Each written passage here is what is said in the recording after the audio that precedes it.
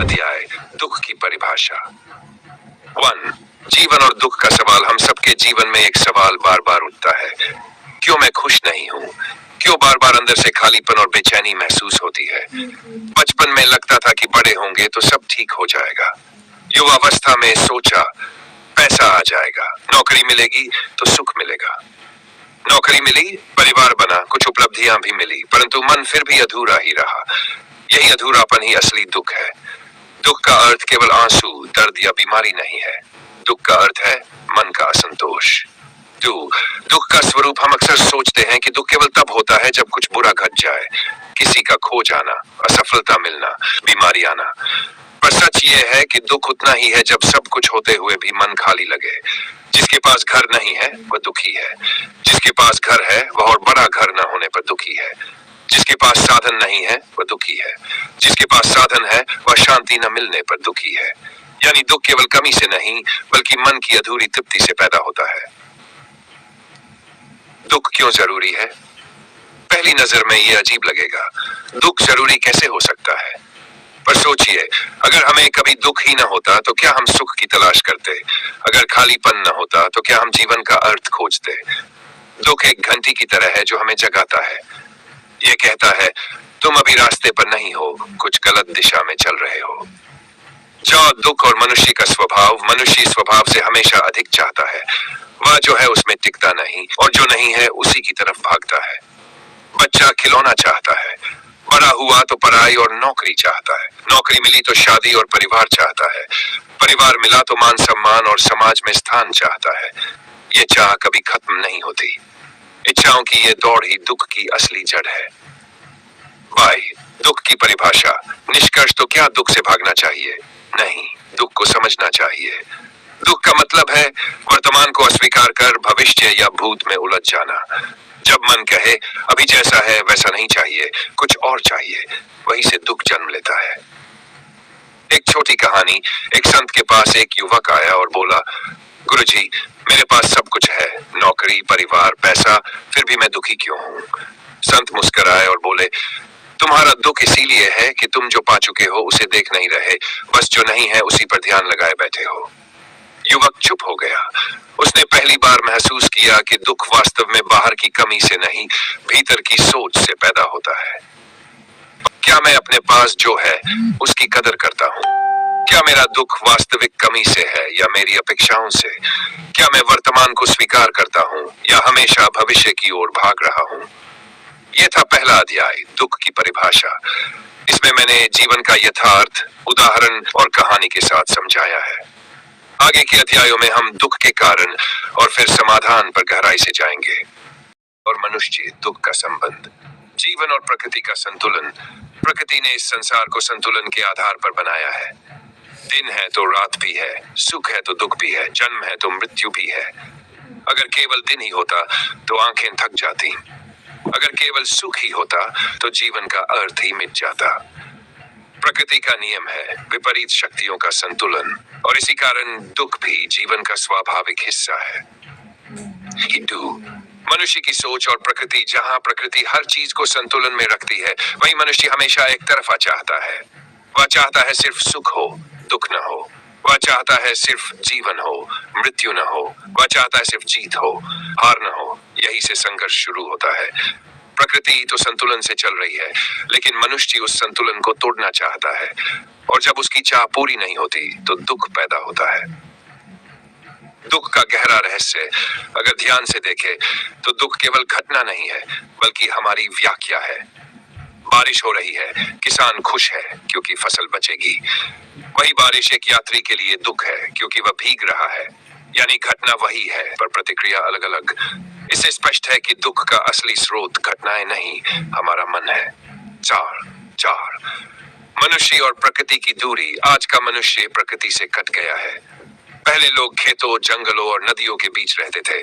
वे जीवन को सीधे प्रकृति के नियमों से जोड़ते थे। आज हम कंक्रीट के शहरों में रहते हैं, घड़ी और मशीन के हिसाब से जीते हैं। हम प्रकृति को भूल गए हैं, इसलिए जीवन के असली तालमेल को भी खो बैठे हैं। जब तालमेल टूटता है तो अंदर बेचैनी और दुख बढ़ जाता है। 5 दुख का एक उदाहरण, समुद्र की लहरें। समुद्र की लहरों को देखिए, एक लहर उठती है फिर गिरती है, ये उसका स्वभाव है। अब सोचिए, अगर लहर कहे मैं उठना तो चाहती हूँ पर गिरना नहीं चाहती, तो क्या होगा? लहर का अस्तित्व ही खत्म हो जाएगा।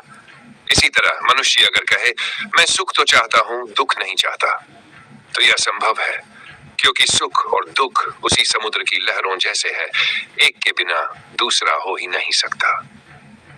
6 प्रकृति हमें क्या सिखाती है? प्रकृति हमें हर पल ये शिक्षा देती है, स्वीकार करो जैसे दिन और रात को स्वीकार करते हो, संतुलन में रहो जैसे गर्मी और सर्दी का संतुलन है, क्षणभंगुरता समझो जैसे ऋतुएं बदलती है, वैसे ही दुख भी स्थायी नहीं है। अगर हम प्रकृति के इस रहस्य को समझ ले तो दुख बोझ नहीं लगेगा, बल्कि जीवन का शिक्षक बन जाएगा। एक कथा, एक खुशी जंगल में बैठे ध्यान कर रहे थे। एक शिष्य आया और बोला, गुरुजी, मैं दुख से मुक्त होना चाहता हूँ, क्या कोई उपाय बताइए जिससे दुख ही न हो। ऋषि मुस्कुराए और बोले, बेटा, अगर दुख नहीं होगा तो सुख भी नहीं होगा। अगर रात नहीं होगी तो दिन की रोशनी का आनंद कौन लेगा? शिष्य ने पहली बार समझा कि दुख को मिटाना संभव नहीं, लेकिन उसे समझना और स्वीकारना संभव है। क्या मैंने कभी सोचा है कि दुख भी प्रकृति का हिस्सा है? क्या मैं केवल सुख चाहता हूँ और दुख से भागता हूँ? क्या मैं प्रकृति के नियमों को समझकर जीवन में संतुलन बना पा रहा हूँ? निष्कर्ष, प्रकृति और मनुष्य का संबंध ये सिखाता है कि दुख कोई शत्रु नहीं, बल्कि संतुलन का साथी है। जिसे हम नकारते हैं वही हमें सताता है। अगर हम दुख को स्वीकार ले और समझ ले कि यह जीवन का स्वाभाविक हिस्सा है, तो आधा बोझ वहीं समाप्त हो जाएगा। ये रहा पूरा दूसरा अध्याय, प्रकृति और मनुष्य, दुख का संबंध। तीसरा अध्याय, दुख और आधुनिक जीवन, पैसा, तकनीक और बेचैनी। आधुनिक युग की विडंबना, आज का मनुष्य इतिहास में सबसे अधिक साधनों से भरा हुआ है। उसके पास सुविधाएं हैं, विज्ञान है, तकनीक है, पैसा है, लेकिन फिर भी मन बेचैन है। पहले लोग दुखी होते थे क्योंकि उनके पास साधन नहीं थे। आज लोग दुखी है क्योंकि साधनों की भरमार है, फिर भी संतोष नहीं है। यह आधुनिक युग का सबसे बड़ा विरोधाभास है। सुविधाएं बढ़ी लेकिन शांति घट गई। पैसा, सुख का वादा, दुख का कारण। हर व्यक्ति मानता है कि पैसा ही सुख देगा। सच यह है कि पैसा जीवन को आसान बना सकता है, लेकिन शांति नहीं दे सकता। गरीब दुखी है क्योंकि पैसा नहीं है। अमीर दुखी है क्योंकि पैसा होने पर भी तृप्ति नहीं है। और जो बहुत अमीर है वह दुखी है कि उसका पैसा उससे छिन न जाए। पैसा साधन है, साधन अंतिम लक्ष्य नहीं। लेकिन जब हम साधन को ही लक्ष्य मान लेते हैं, तब दुख अनिवार्य हो जाता है। तकनीक और कृत्रिम सुख। तकनीक ने जीवन को तेज बना दिया है। आज फोन पर हजारों दोस्त हैं, लेकिन दिल में अकेलापन पहले से ज्यादा है। सोशल मीडिया पर लोग मुस्कुराते हैं, लेकिन भीतर चिंता और तनाव छिपाए रहते हैं। मशीनों ने काम आसान किया, लेकिन इंसान के भीतर की शांति छीन ली। इंटरनेट ने जान दिया, लेकिन मन को और बिखेर दिया। तकनीक साधन है, पर जब वही जीवन का केंद्र बन जाए, तो वह सुख नहीं बल्कि मानसिक तनाव पैदा करता है। 4 आधुनिक बेचैनी का कारण। आज की पीढ़ी को सबसे बड़ा दुख गति से। हर चीज बहुत तेज हो गई है। काम तेज, गाड़ियां तेज, जानकारी तेज, लेकिन मनुष्य का मन उतनी तेजी से नहीं बदलता। वह धीरे धीरे ही समझता और पछाता है। यही असंतुलन बेचैनी बन गया है। बाहर की गति बहुत तेज है, अंदर का मन पीछे छूट गया है। इस दूरी ने हमें हमेशा तनावग्रस्त बना दिया है। भाई, सुख और दुख की परिभाषा बदल गई। आज इंसान ये मानता है कि सुख का मतलब है बड़ा घर, महंगी गाड़ी, ब्रांडेड कपड़े, दूसरों से आगे निकल जाना।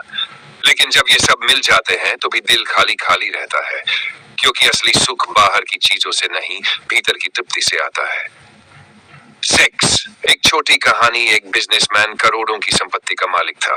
उसने डॉक्टर से कहा, मेरे पास सब कुछ है, लेकिन नींद नहीं आती। डॉक्टर ने कहा, तुम्हारी बीमारी अमीरी से नहीं, बेचैनी से है। उस व्यक्ति ने पहली बार समझा कि शांति को पैसा खरीद नहीं सकता। क्या मैं पैसा और तकनीक को साधन मानकर उपयोग करता हूँ, या उन्हें ही जीवन का लक्ष्य बना लिया है? क्या मेरी बेचैनी बाहरी जीवन की तेज रफ्तार से है, या मेरे भीतर के असंतुलन से? क्या मैं सुविधाओं के बीच भी संतोष खोज पा रहा हूँ? निष्कर्ष, आधुनिक जीवन ने इंसान को साधन दिए, परंतु मन को भटका दिया। पैसा और तकनीक हमारे सेवक होने चाहिए, पर आज वे हमारे मालिक बन गए हैं। जब तक हम उन्हें साधन की तरह उपयोग करना नहीं सीखेंगे और भीतर की शांति की खोज नहीं करेंगे, तब तक आधुनिक जीवन हमें दुख ही देगा। इच्छाओं का स्वभाव, इच्छा मनुष्य के जीवन की सबसे बड़ी शक्ति है। इच्छा न हो तो कोई काम भी न हो। इच्छा ही हमें पढ़ने, काम करने, परिवार बसाने और आगे बढ़ने की प्रेरणा देती है। लेकिन यही इच्छा जब अत्यधिक हो जाती है तो वही हमारे दुख की जड़ बन जाती है। इच्छा कभी पूरी नहीं होती, वह पूरी होते ही नई इच्छा जन्म ले लेती है। यह अंतहीन श्रृंखला है। अपेक्षा, दुख की सीधी इच्छा का दूसरा रूप है अपेक्षा। इच्छा अपने लिए होती है, अपेक्षा दूसरों से। मैं चाहता हूं कि लोग मुझे सम्मान दें। मैं चाहता हूं कि मेरा परिवार हमेशा मेरे हिसाब से चले। मैं चाहता हूं कि दुनिया मेरे मन के अनुसार काम करे।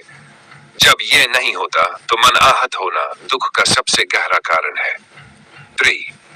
इच्छाओं की अनंत दौड़। जरा सोचिए, एक बच्चा खिलौना चाहता है, वह मिला तो मिठाई चाहता है, वह मिली तो नया मोबाइल चाहता है, मोबाइल मिला तो गाड़ी चाहता है, गाड़ी मिली तो बंगला चाहता है, बंगला मिला तो और बड़ा बंगला चाहता है। इच्छा की ये श्रृंखला कभी समाप्त नहीं होती। इसीलिए शास्त्रों में कहा गया, इच्छाएं आग के समान है, जितना ईंधन डालो उतना बढ़ती है। दुख का मनोवैज्ञानिक कारण, जब हमारी इच्छा या अपेक्षा पूरी नहीं होती तो मन में निराशा आती है। निराशा से चिड़चिड़ापन आता है और चिड़चिड़ापन से गहरा दुख जन्म लेता है। दुख का मूल कारण घटना नहीं बल्कि हमारी अपेक्षा है। अगर अपेक्षा है कि सभी लोग मुझे पसंद करें और कोई आलोचना कर दे तो दुख होता है।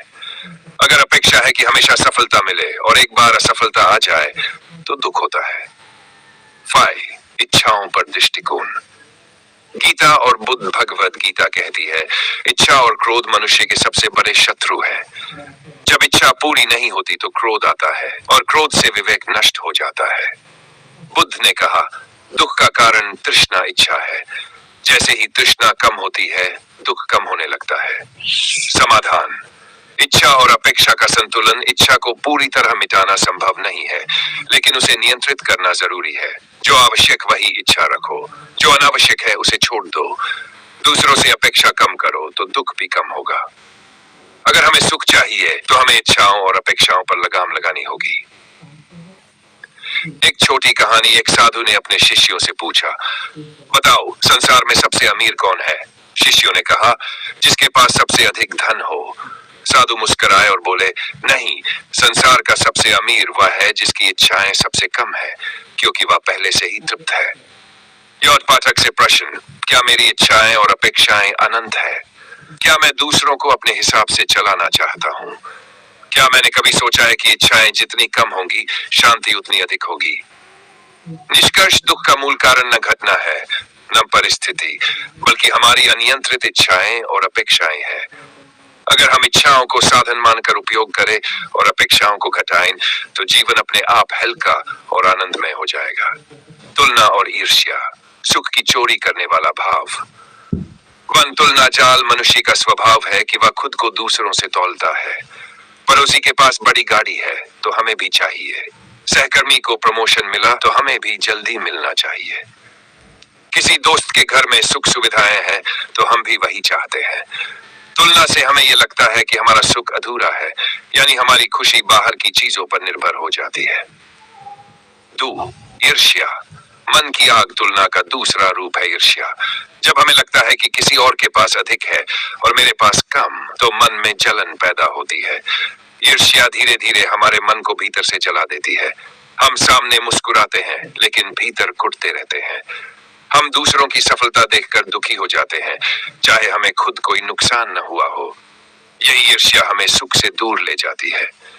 तुलना और ईर्ष्या का मनोविज्ञान। तुलना हमेशा ऊपर की जाती है। जो हमसे गरीब है उसे देखकर हम कभी दुखी नहीं होते, लेकिन जो हमसे अमीर है उसे देखकर हमें दुख होता है।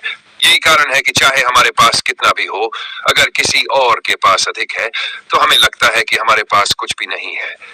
इसका परिणाम है असंतोष, बेचैनी और गहरा दुख। शास्त्रों की दृष्टि। गीता में कहा गया है, दूसरों के गुणों को देखकर जलना आत्मा का अपमान है। बुद्ध ने भी सिखाया, तुलना करना छोड़ो, क्योंकि हर व्यक्ति का मार्ग अलग है। जो तुम्हारे पास है वही तुम्हारे लिए पर्याप्त है। सुख की चोरी तुलना और ईर्ष्या हमारे सुख की चोरी क्यों करती है? क्योंकि ये हमें वर्तमान से बाहर खींच लेती है। अगर मैं अपनी कमाई से संतुष्ट हूँ, लेकिन पड़ोसी की कमाई अधिक देखकर दुखी हूँ, तो मेरा असली सुख चोरी हो गया। अगर मैं अपने जीवन से खुश हूँ, लेकिन किसी और की सुंदरता देखकर उदास हूँ, तो मेरा संतोष खत्म हो गया। तुलना और ईर्ष्या हमें ये भूलने पर मजबूर करती है कि हमारे पास कितना कुछ पहले से है। एक समाधान: तुलना से परे जीना। दूसरों से तुलना मत करो, खुद से तुलना करो। क्या मैं कल से बेहतर हूँ? ईर्ष्या की जगह प्रेरणा लो। अगर उसने सफलता पाई है तो मैं भी अपने प्रयास से पा सकता हूँ। कृतज्ञता विकसित करो। अपने जीवन की हर छोटी चीज के लिए आभार मानो। जब हम कृतज्ञता से जीते हैं तो तुलना और ईर्ष्या अपने आप मिटने लगती है। एक छोटी कहानी: एक राजा ने दो सेवकों को समान इनाम दिया। पहला सेवक खुश होकर धन्यवाद देने लगा। दूसरा सेवक दुखी होकर बोला, मुझे तो मिला, लेकिन उसे भी क्यों मिला? राजा ने कहा, तुम्हें दुख इस बात से नहीं है कि तुम्हें क्या मिला, बल्कि इस बात से है कि उसे भी क्यों मिला। यही ईर्ष्या है और यही सबसे बड़ा दुख है। क्या मैं अपनी खुशी को दूसरों से तुलना करके खो देता हूँ? क्या मैं किसी की सफलता देखकर प्रेरित होता हूँ या भीतर से जलता हूँ? क्या मैंने कभी यह सोचा है कि मेरी ईर्ष्या मुझे ही नुकसान पहुंचाती है? निष्कर्ष: तुलना और ईर्ष्या ऐसे चोर हैं जो चुपचाप हमारे सुख को चुरा लेते हैं। अगर हम इन्हें पहचान कर छोड़ दें तो जीवन हल्का और आनंदमय हो जाएगा। याद रखो, तुम्हारी यात्रा तुम्हारी है। दूसरों से तुलना करना अपने ही सुख को नष्ट करना है। शांति और आनंद की ओर दोस्तों, पिछले अध्याय में हमने सीखा कि दुख का अंत कैसे संभव है, लेकिन दुख के अंत के बाद सवाल आता है, अब शांति और आनंद की ओर कैसे बढ़ें? आज हम जानेंगे कि जीवन में स्थायी शांति और आनंद लाने के लिए किन बातों का अभ्यास करना जरूरी है। 1. वर्तमान में जीना शांति का पहला कदम है। वर्तमान क्षण को जीना। अधिकतर लोग या तो अतीत की यादों में फंसे रहते हैं या भविष्य की चिंता में, लेकिन असली जीवन तो अभी है। उदाहरण: जब आप चाय की चुस्की लेते हैं तो उस स्वाद को पूरी तरह महसूस करें। यही ध्यान है। सवाल आपसे: क्या आपने महसूस किया है कि जब आप सिर्फ वर्तमान पल पर ध्यान देते हैं तो मन शांत हो जाता है? 2. कृतज्ञता का अभ्यास।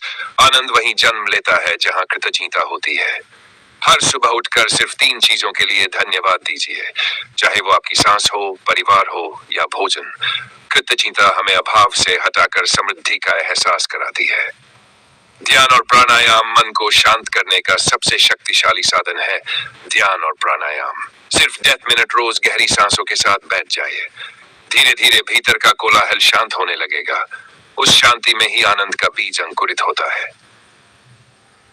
करुणा और सेवा। शांति सिर्फ अपने लिए नहीं, दूसरों के लिए भी जरूरी है। जब हम दूसरों की मदद करते हैं तो दिल हल्का होता है। सेवा और करुणा से आत्मा में गहरी संतुष्टि मिलती है। उदाहरण: किसी जरूरतमंद की मदद कर दीजिए, फिर देखें कैसे भीतर एक अलग शांति उतरती है। संतुलित जीवन शैली: न तो अत्यधिक काम, न ही आलस्य। संतुलन ही आनंद का राज है। सही आहार, नियमित नींद, व्यायाम और सादा जीवन मन को शांत और तन को स्वस्थ रखते हैं। 6. ईश्वर या आत्मा से जुड़ाव। अंततः असली शांति आती है जब इंसान अपने भीतर की आत्मा या ईश्वर से जुड़ता है। भक्ति, प्रार्थना या साधना, ये सब हमें भीतर के आनंद तक पहुंचाती है। यही जुड़ाव जीवन को हल्का और सार्थक बना देता है। शांति और आनंद पाने के लिए बाहर भटकने की जरूरत नहीं, वह हमारे भीतर है। वर्तमान में जीने, कृतज्ञता, ध्यान, करुणा और संतुलन के साथ। जब ये सब जीवन का हिस्सा बन जाते हैं तो हर दिन एक उत्सव, हर पल एक आनंद का अनुभव बन जाता है। दोस्तों, अगर यह अध्याय आपको अच्छा लगा हो तो वीडियो को लाइक करें, शेयर करें और चैनल को सब्सक्राइब करना न भूलें। नीचे कमेंट में बताइए, आपके लिए शांति का सबसे बड़ा स्रोत क्या है? शांति भीतर है, आनंद उसका फूल है।